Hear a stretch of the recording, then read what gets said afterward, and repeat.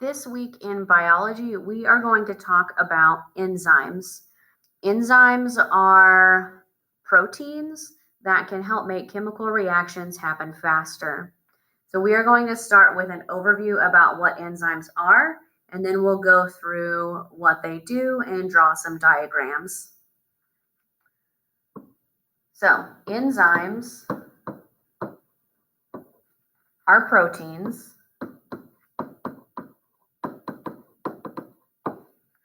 that act as catalysts.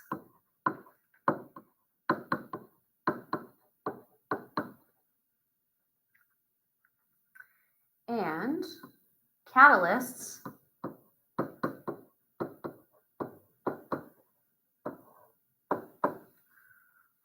are something that makes a chemical reaction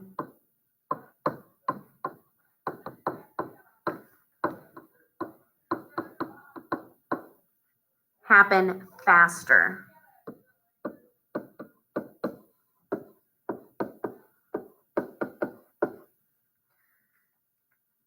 So a catalyst could be an enzyme, or it could be something like temperature that makes a chemical reaction happen faster. We are talking about the case of enzymes this week. Enzymes work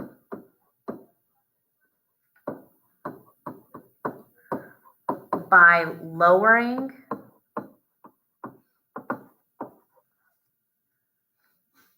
the activation energy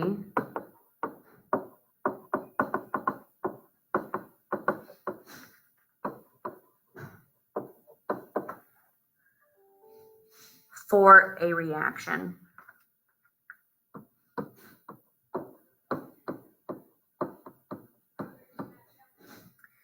So then what is activation energy, you might be wondering, or maybe not, that's okay.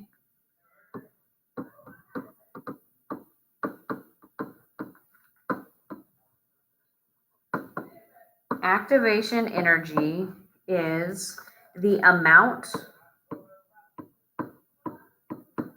of energy needed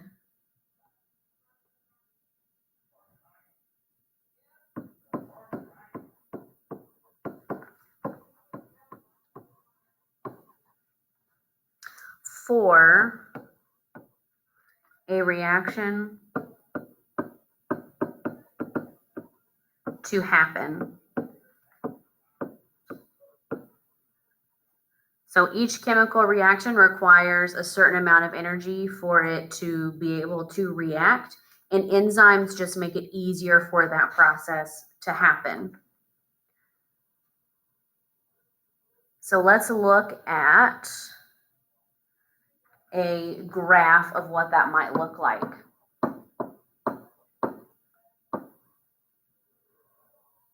So on my x-axis, I have the reaction. On the y-axis, I have energy,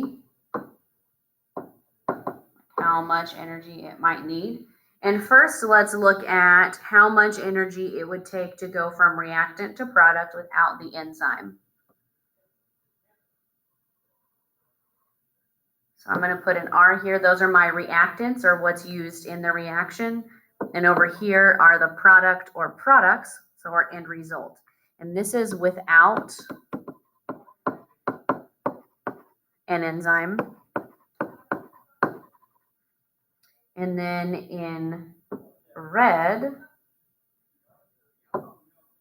I will show you what it looks like with the enzyme. So we're still starting and ending at the same place. But as you can see, it takes less energy for that reaction to happen when there is an enzyme around. Now, these reactions that enzymes are doing would happen regardless.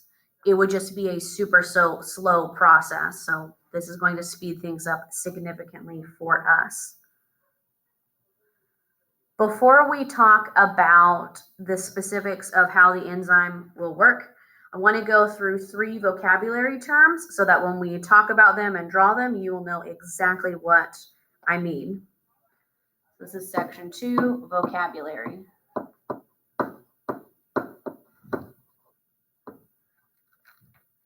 The first term is called a substrate. A substrate is what attaches or binds, that parentheses a little bit, to the enzyme.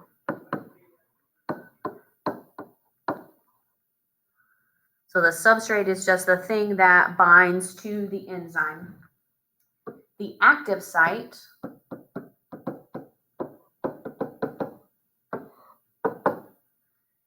is the place where the enzyme and substrate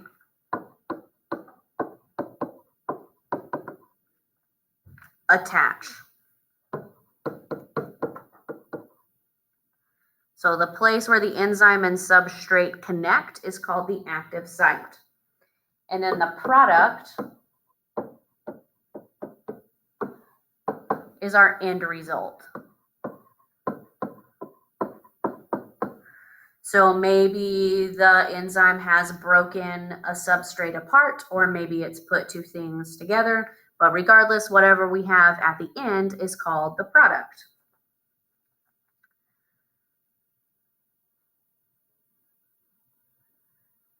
In this next section, we are going to talk about how enzymes work and draw a diagram of it.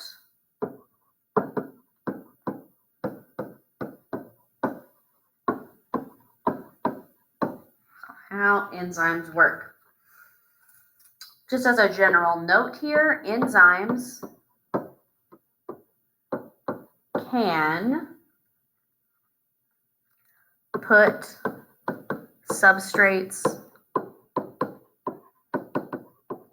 together,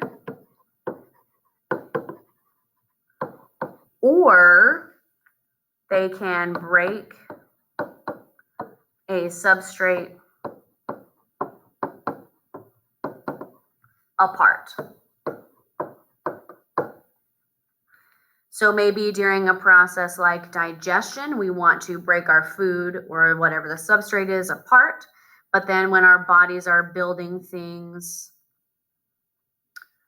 for use, sometimes we may need to put something together. And so enzymes can do either one of those things.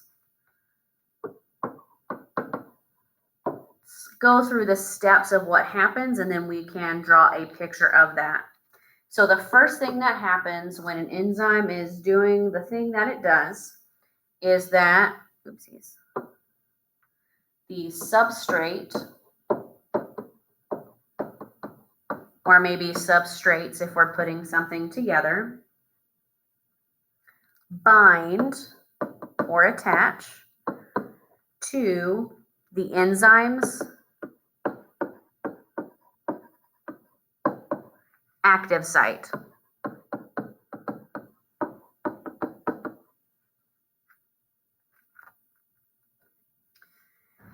Next,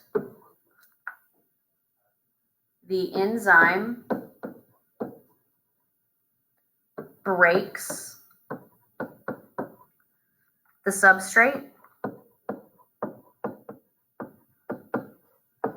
or puts substrates together.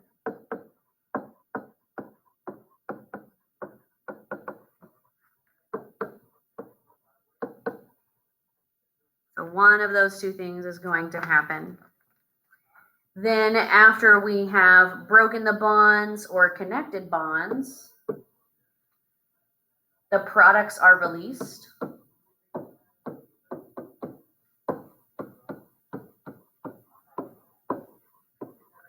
To go do their job.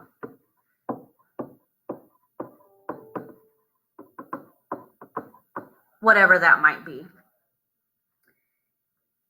And then this whole process repeats with new substrate.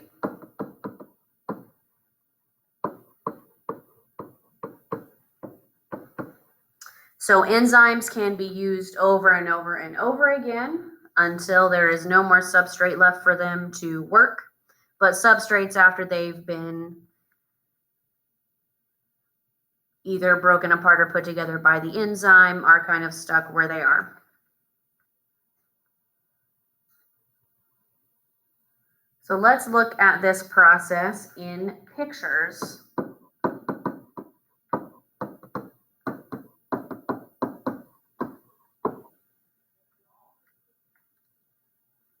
So first we will start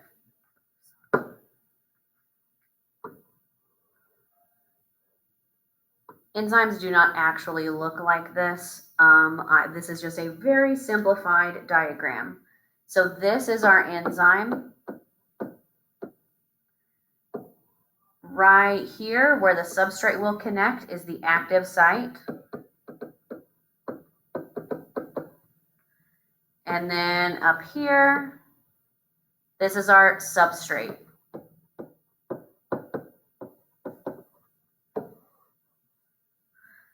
So once a substrate and enzyme are in, close quarters, the substrate will attach to the enzyme. So here they are connected, and this forms the enzyme substrate complex. After they are connected, in this case, since we started with one substrate, the enzyme will begin to break the bonds that are holding the substrate together. So I'm just going to draw some dashed lines here to show that. And then once the products are there, they can no longer attach to the enzyme because they don't fit. So here is our enzyme, and then our products will be released.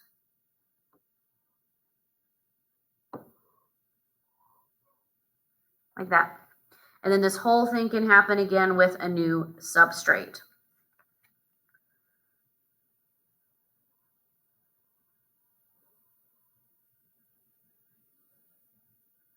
The last thing we need to talk about today is what affects enzyme activity.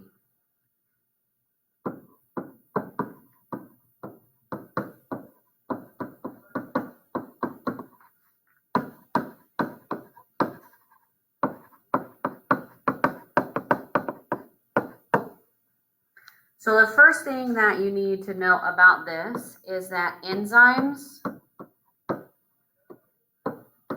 are like a lock and a key. What that means is that there is a specific substrate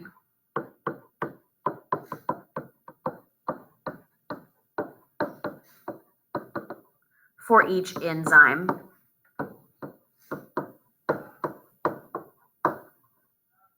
So the enzyme lactase that breaks down lactose is not going to work on anything else but lactase.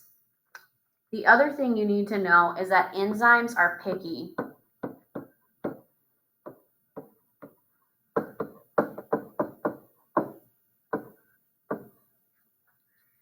And what I mean by that is that they often work best in a small temperature and pH range.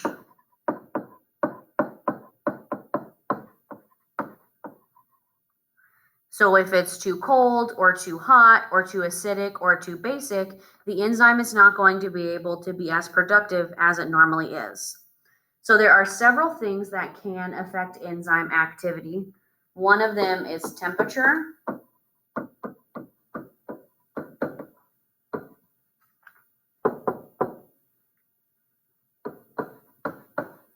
So most of the enzymes in the human body work best at around 37 degrees Celsius. The other thing is pH. And I'm going to give you an example here. So there is an enzyme in your saliva called amylase that starts to break down starch the second that food hits your mouth. So most of our bodies are around a pH of 7. So in your mouth, amylase is working just great. But then when you swallow your food and everything enters your stomach where the pH is much closer to 2, amylase will stop working because the stomach is too acidic for it to be able to do its job. However, once food leaves your stomach to go into your small intestine, where the pH is once again closer to 7, amylase will be able to work once again. So we'll add a note here. So hopefully you remember that.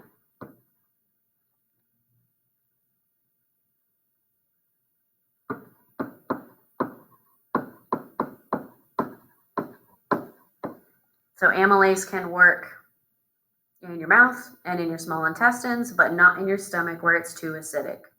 The other thing that can affect enzyme activity are activators that help the enzyme and inhibitors that prevent the enzyme doing its job. So if there's an inhibitor around that keeps the enzyme from working, the enzyme activity will decrease. The next two things could be the concentration of enzyme. For example, you could have lots and lots of lactose around, but if there's a lower concentration of lactase, they're only going to be able to work so efficiently. So the next would also be the concentration of substrate.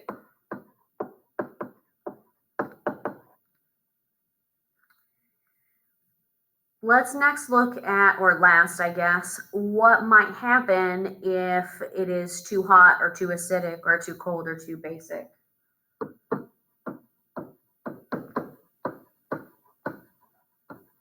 So what happens outside that range?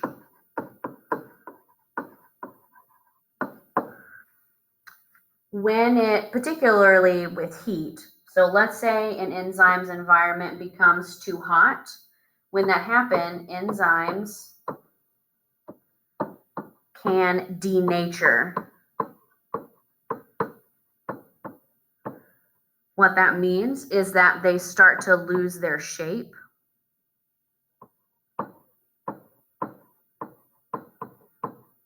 And because enzymes are a type of protein, their shape is essential for their function. So if the enzyme's shape changes, they will end up losing function as well.